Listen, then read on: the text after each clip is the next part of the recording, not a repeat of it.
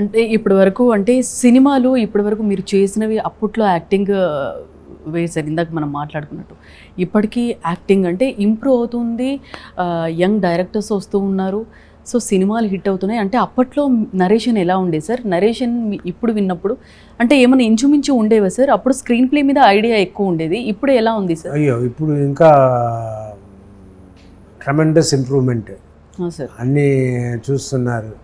మన కంటిన్యూటీ మేమంతా గుర్తుపెట్టుకుంటాము. అప్పుడు సినిమా చేసేటప్పుడు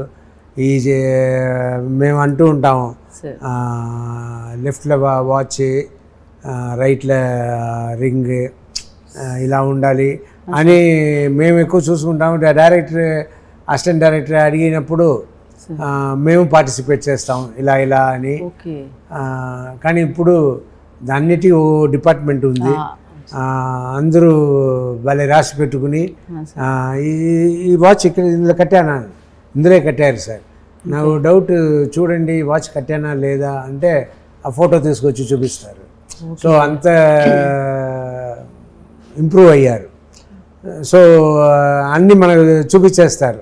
ఆ సీన్ నెక్స్ట్ డే కంటిన్యూటీ వెళ్ళేటప్పుడు ఫోటోతో సగా అన్నీ చూపించేటప్పుడు మనకి కాన్ఫిడెన్స్ అండ్ మన ఈజీగా ఉంటుంది వర్క్.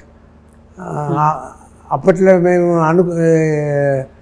ఎక్కువ అనుకున్నామో ఏమో కానీ, పార్టిసిపేట్ చేసామో ఏమో కానీ అలా అనిపించింది.